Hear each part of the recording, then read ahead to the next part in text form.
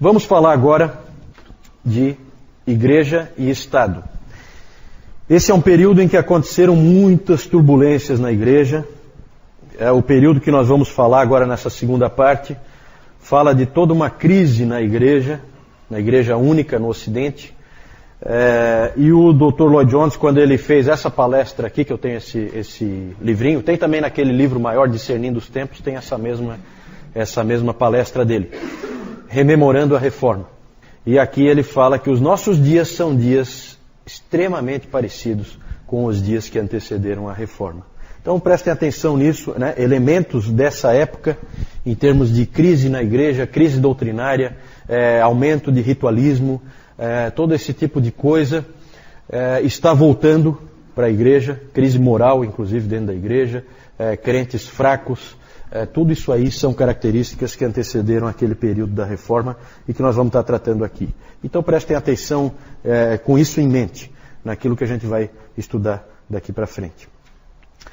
Vamos falar de Igreja e Estado. Igreja e Estado foi um problema sério nesse período, porque a grande questão aí era a questão da autoridade.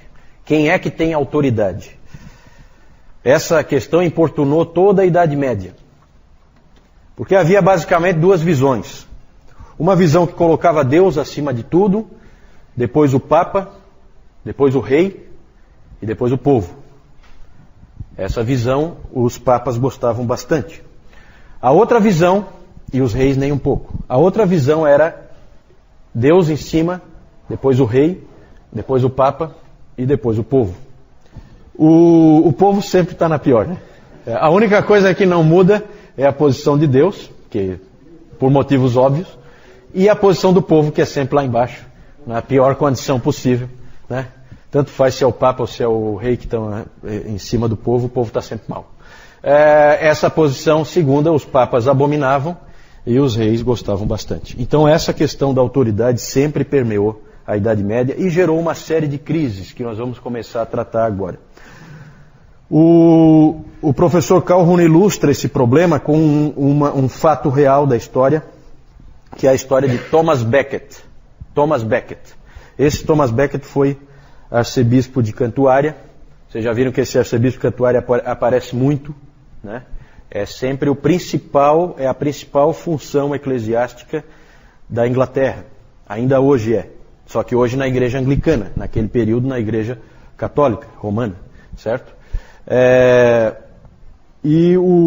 Esse Thomas Becket, ele era chanceler do rei Henrique II da Inglaterra.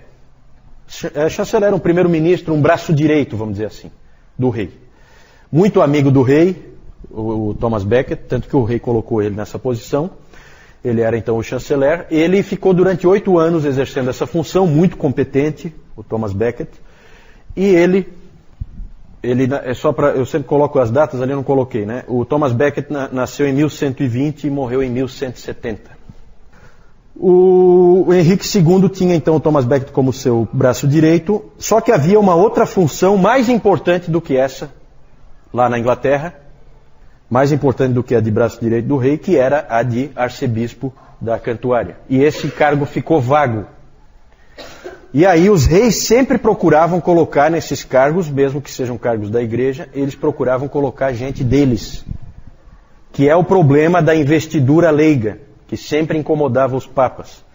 Só que os reis, eles faziam questão, eles achavam que se era para eles terem domínio sobre o povo, eles precisavam controlar essas funções, de bispos e arcebispos especialmente.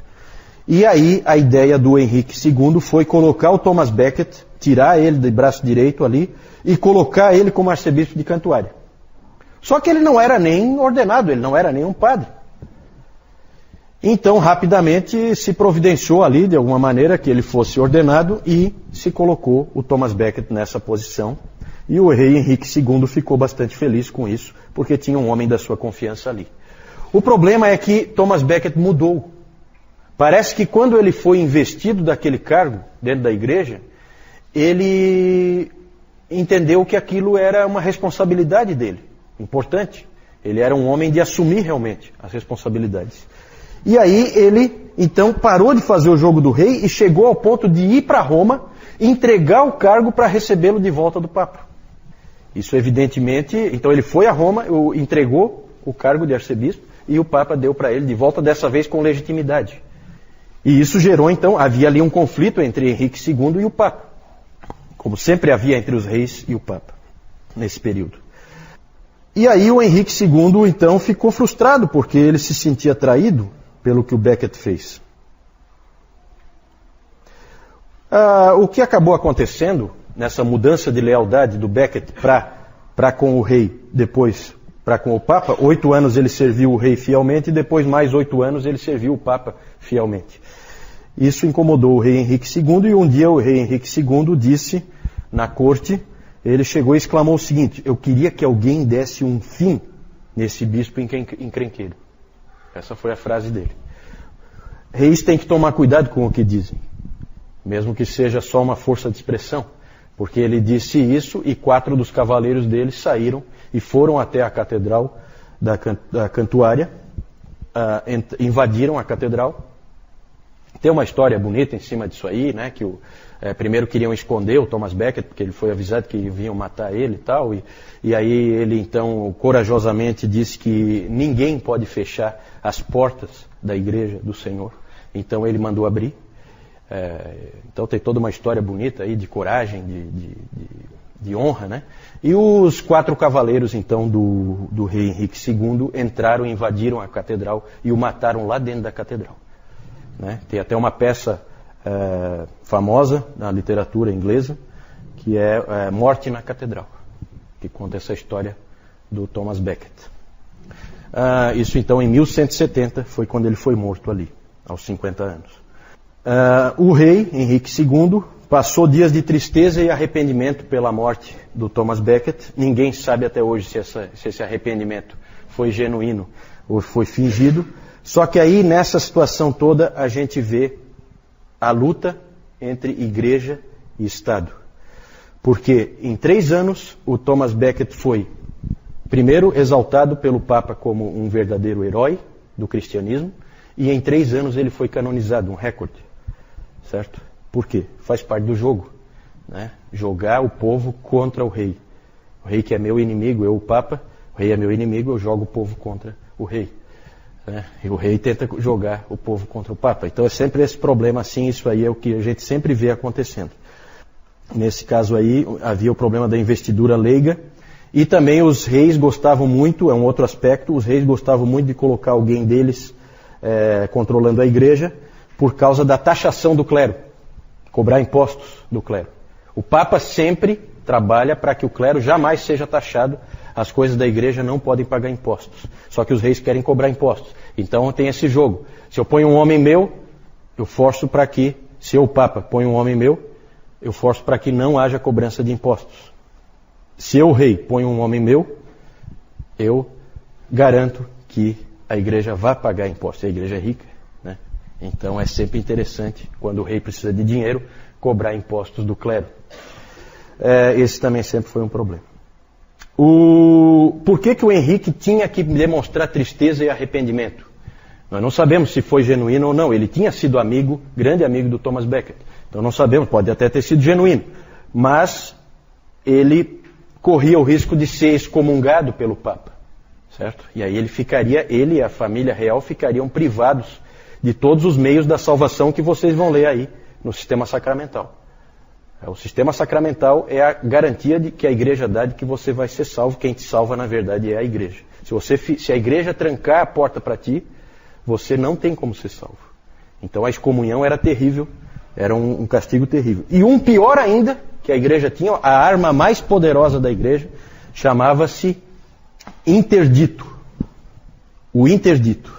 O interdito era terrível. O Papa, ou um bispo, podia interditar toda uma região. Declarar que a igreja daquela região não administraria nenhum sacramento, enquanto aquela região estivesse sob o interdito. E às vezes era um país, porque o Papa podia fazer isso em países inteiros, em reinos inteiros. E o bispo podia fazer em regiões, certo?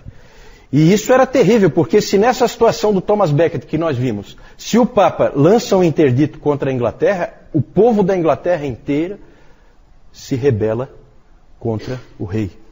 Essa é uma arma poderosíssima. Por quê? Porque ninguém mais é salvo, gente. Vai todo mundo para o inferno por causa da atitude do rei. Não existe mais o sistema sacramental, as igrejas estão fechadas. Não há mais batismo, não há mais comunhão, os casamentos não existem. Tudo fica suspenso. Né? Não existe a extrema-unção. Então a pessoa está morrendo, não vai ter o sacramento ali. Então o risco que ela corre é enorme. O povo fica furioso e acaba se revoltando contra o rei. Então, com isso, os papas conseguiam produzir rebeliões onde eles queriam. E isso fazia com que eles tivessem poder nas mãos. Certo? O uso do interdito era comum na Idade Média. E aconteciam algumas coisas que eram absurdas. Como uma vez, por exemplo, em que um bispo de uma determinada região interditou toda uma região porque as pessoas que moravam ali se recusaram a garantir a exclusividade do fornecimento de cerveja na região para um mosteiro que ficava ali. O mosteiro queria ser o único fornecedor de cerveja daquela região. E o povo queria abrir cervejarias concorrentes e tal, coisa desse tipo.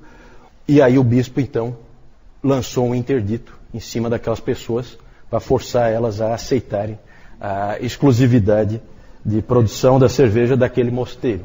Certo? É mais ou menos estilo Ambev, né? Não sei se era o caso. É uma Ambev primitiva. Então, coisas absurdas, sabe? Se usava para essas barbaridades assim, que não tem sentido nenhum, né? Mas era o tipo da coisa que funcionava. Funcionava.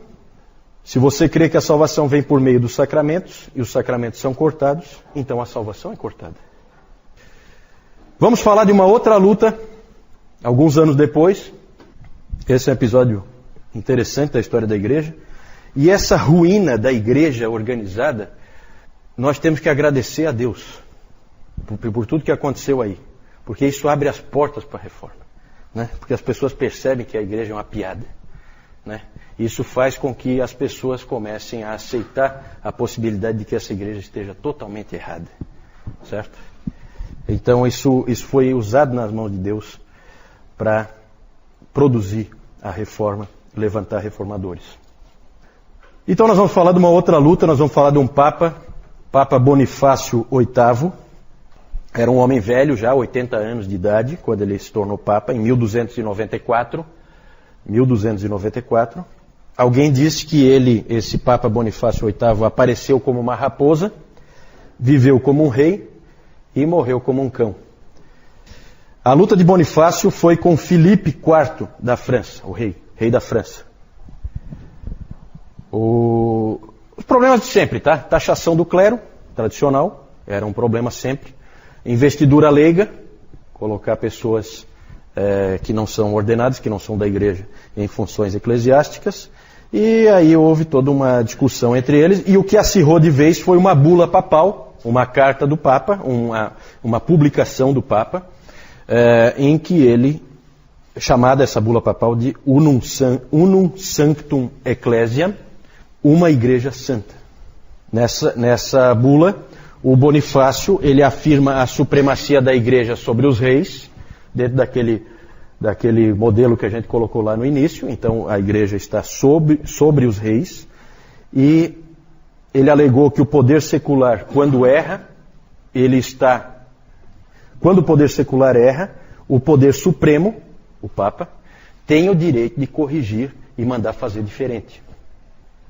É isso que ele põe lá naquela bula, certo? E que quando o poder supremo, que é o Papa, erra, só Deus pode corrigir. Bem bolado, né? Bem bolado. Esse sujeito provavelmente nem acredita em Deus, né? Mas tudo é um jogo político, certo? E ele então lançou essa bula. Essa bula, tudo isso aí não é novo, tá? Tudo isso aí já vinha há muito tempo, ele só reforçou. Só que ele acrescentou nessa bula uma coisa nova. Ele disse que não há salvação para pessoas que não se submetem ao Papa. Então, ali naquela bula, ele disse o seguinte: a salvação de cada pessoa depende da submissão ao Papa. Se não se submeter ao Papa, você não tem salvação e está perdido. Né? Na verdade, o nosso Papa ali, recente aí, ele andou reforçando isso novamente. né? Deixando claro que isso continua sendo verdadeiro. Podem pensar o que quiserem. Só que ele não contava, na verdade essa bula, o Bonifácio tinha certeza que ele ia conseguir os efeitos de sempre, fazer o povo ficar do lado dele contra o rei. Só que ele não contava com uma coisa que estava surgindo nessa época, na virada do século XIII para o século XIV. Começou a surgir na cabeça das pessoas o nacionalismo. As pessoas começaram a se sentir pessoas pertencentes a nações. Então, as pessoas que viviam lá na França começaram a se sentir francesas. As pessoas que viviam na Inglaterra começaram a se sentir inglesas. Isso começa nesse período. Então, ele não conseguiu todo o apoio que ele queria, o Papa Bonifácio. Não deu tão certo o que ele imaginava. E o rei Filipe IV, da França, se julgou, então, poderoso, em condições de fazer frente ao Papa. E aí, então, ele convocou nobres da França e nobres do norte da Itália para que investissem contra esse Papa, que estava falando demais e que estava prejudicando os assuntos deles, dos nobres, né? E realmente fizeram isso, montaram um exército, foram até Roma e capturaram o Papa. E ele foi preso, o Papa, e morreu na prisão como um cão, né? Como aquele cara disse. Chegou como uma raposa, viveu como um rei e morreu como um cão, né? Preso numa gaiola. O que aconteceu depois disso é o que é conhecido na história de cativeiro babilônico da igreja. Porque agora o papado estava nas mãos do rei da França. O rei da França tinha o controle da igreja, certo? Tanto que a sede da igreja deixa de ser Roma nesse período e passa a ser a cidade de Avignon, na França. Certo? Então é um fato bem interessante. Roma deixa de ser a sede da igreja romana. Muito esquisito. Devia ser Igreja Católica Avignoniana, né? Alguma coisa assim, não sei. Ele é chamado, esse episódio de cativeiro babilônico da igreja, porque ele durou aproximadamente, considerando o tempo inteiro aí, de tudo que aconteceu, ele durou aproximadamente 70 anos. A semelhança do cativeiro babilônico dos israelitas, né? Então foram 7 papas que estiveram à frente da igreja em Avignon, certo? Todos os cardeais, que são os que escolhem o papa, todos eles franceses, né?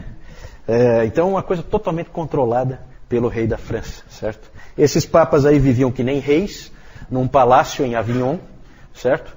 Com uma situação regalada, tranquila, até o dia que Gregório XI, um desses papas, achou que, e aí se diz que houve muita influência da Catarina de Siena, que depois nós vamos falar dela bem rapidinho, só vamos citar, esse Gregório XI voltou para Roma, né? Então depois do cativeiro babilônico ele resolveu voltar para Roma e se estabelecer de novo o papado lá em Roma, certo? Só que esse Gregório XI, quando chegou em Roma, ele logo morreu.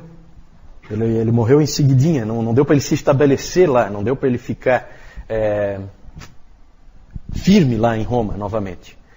E aí então, os cardeais se reuniram porque tinha que ser escolhido um novo papa, certo? Não é assim que funciona? Os cardeais se reuniram em Roma e houve um conclave lá dos cardeais bastante conturbado, porque houve lá uma turba lá em Roma que invadiu várias vezes o local, certo? Colocando pressão em cima dos cardeais para que eles elegessem um papa italiano, né? Depois de um reinado francês aí por um bom tempo, que fosse de novo escolhido um italiano. E na pressão eles acabaram de fato escolhendo um italiano, certo? Os cardeais. Só que quando eles saíram de Roma, depois da escolha desse novo papa, quando eles saíram, eles se arrependeram. E resolveram considerar nula aquela eleição e escolher um novo papa. Aí escolheram outro papa. Aí havia agora 2 papas, certo? A existência de 2 papas é um problema seríssimo para a igreja nesse período. É conhecido esse momento como o grande cisma do Ocidente, certo? Houve o grande cisma da igreja, vocês lembram, 1054, separação entre Igreja Ortodoxa Oriental e Igreja Católica Romana, certo? E agora há o grande cisma do Ocidente. É a Igreja só do Ocidente se dividindo, ficando com 2 cabeças. Era assim que se via, certo? Isso gera um problema terrível, por quê? Porque os 2 papas é assim, um excomunga o outro, imediatamente. Isso é de cara. Um excomunga o outro, certo? Portanto, todos os que tiverem sob aquele papa excomungado, todos os sacramentos não têm validade alguma. Então você escolher com que papa você fica é uma decisão difícil, certo? E essa era uma decisão que os reis tinham que tomar. É claro que o rei da França logo optou pelo papa francês, lógico, né? A Inglaterra, o que a França fizer, a Inglaterra faz o contrário. Então a Inglaterra logo apoiou o papa italiano, romano. E a Escócia também. O que a Inglaterra fizer, ela faz ao contrário e sempre com a França, porque a Escócia sempre andou lado a lado com a França. A Escócia também logo apoiou o Papa francês. E o imperador ficou meio em cima do muro, meio na dúvida. Imperador, quando eu digo, pensem em Alemanha, tá? Porque o imperador que eu estou falando é o Santo Império Romano. O Santo Império Romano não é nem santo, nem império, nem romano. Né? Lembram disso? Né? O Carlos Magno foi o primeiro e tal. É um império germânico, certo? Não é exatamente a Alemanha, mas pega toda a Alemanha e partes ali da França, partes da Itália, né? Para a gente ter se localizar do ponto de vista geográfico. Passa a ter 2 papas, tem essa questão de como é que nós fazemos agora, quem é o papa verdadeiro, nós não sabemos, o que fazer. Uma das ideias que se achou foi, vamos convocar um concílio para resolver esse problema. Inclusive se chegou à ideia de repente, não, vamos eliminar a figura do Papa e vamos começar a governar a Igreja através de um concílio que se reúna regularmente e tome as decisões da Igreja.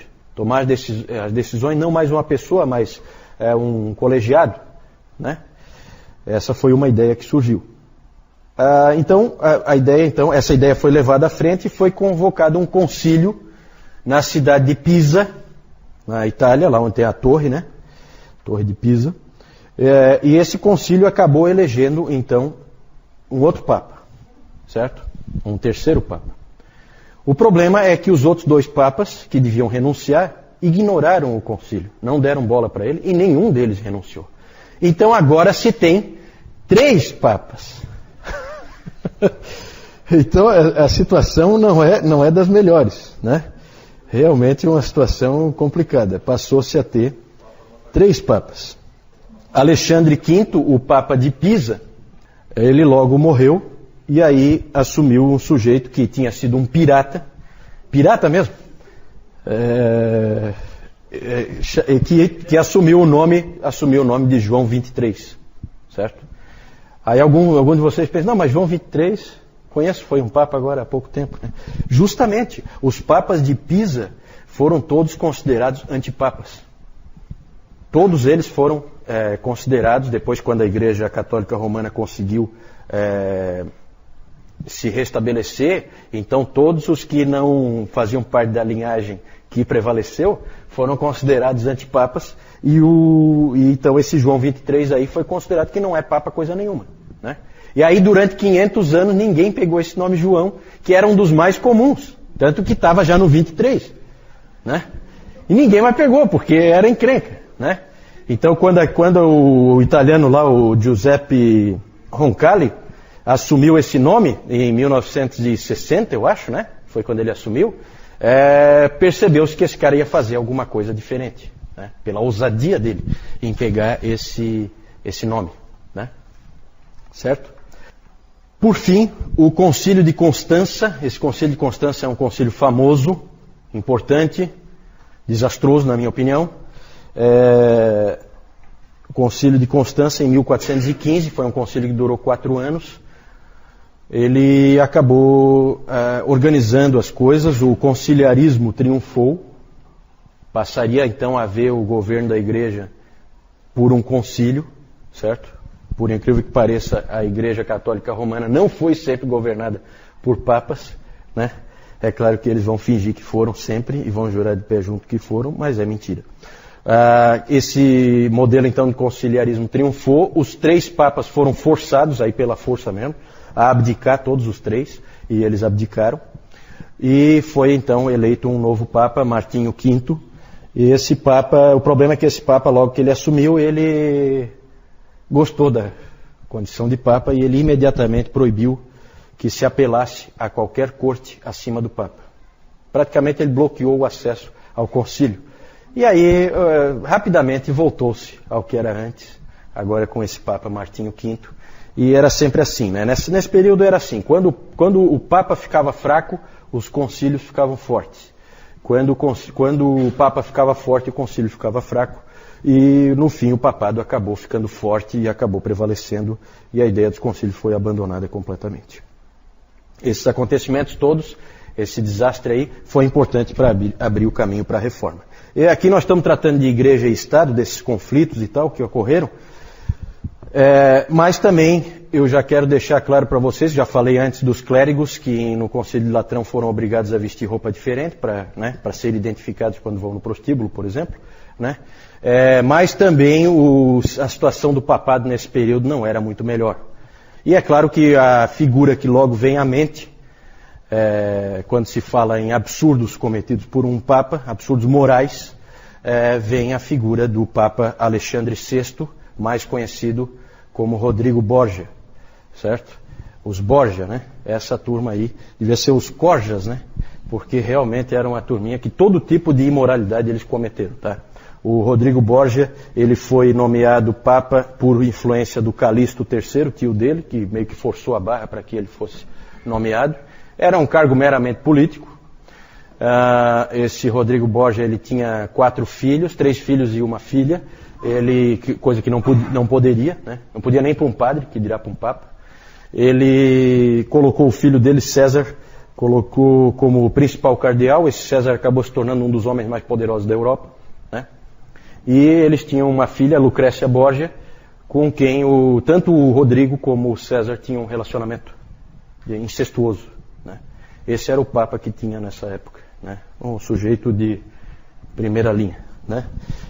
Isso é depois, tá? Isso é um período mais no fim desse período aqui, mas bem no período que antecede a reforma ali, né? Para lembrar do Rodrigo Borgia, onde é que está esse cara? Lembre do descobrimento do Brasil. Ele era o Papa no descobrimento do Brasil. Ele assumiu o papado no descobrimento da América, 1492, né? E ele ainda era o Papa em 1500. Então, dali faltam ali alguns anos para vir a reforma protestante, né? E vocês veem que tudo isso aí, todas essas barbaridades abriram caminho para a reforma, né? Porque todo mundo via que essa igreja que havia ali era uma piada, né? Que de cristianismo ali não tinha absolutamente nada. Antes da gente vir, aí só para vocês verem, o Thomas Becket sendo assassinado na catedral, né? Os 4 cavaleiros do Henrique II assassinando. Aí olha só o santinho ali, ó, Papa Alexandre VI, Rodrigo Borgia. Espanhol, tá? Aqui o palácio, essa é uma foto atual, essa foto aqui do lado de cá, né? Lá é uma foto um pouquinho mais antiga, mas também é uma foto do Palácio Papal de Avignon, certo? Lá os papas se estabeleceram durante um bom período ali, aqueles 70 anos do cativeiro babilônico da igreja, assim chamado, né? Aqui só um gráfico, né, para vocês terem uma ideia mais ou menos. Em 1378 aqui, então, você tem ali a morte do Gregório XI. Lembra que ele foi para Roma e já morreu? E aí então escolheram Urbano VI. Mas aí se arrependeram. Não, Urbano VI não. Não vale. Vamos eleger outro. Aí elegeram o Clemente VII, que é Papa de Avignon. Certo? Então 2 papas. Tá? Aí aqui continua Bonifácio IX, Benedito XIII, dos papas de Avignon. E aqui, então, o concílio de Pisa escolhe o Alexandre V, esperando que os outros 2 abdiquem. Nem o Benedito XIII de Avignon abdicou, nem o Gregório XII de Roma abdicou. Então ficamos com 3 papas, certo? Aí os 3 foram forçados a abdicar, aqui o João XXIII, Gregório XII e Benedito XIII, e aí o Martinho V assumiu. Todos esses caras aqui não valem para a Igreja Católica Romana hoje. Esses de Avignon aqui, e nem esses aqui. Os outros de Avion, esses valem, do cativeiro babilônico. Né? Mas esses aqui que tinha junto, aí só vale essa linha aqui. Ó. Os outros não valem. Certo? Só para vocês se situarem aí. É o grande cisma do Ocidente.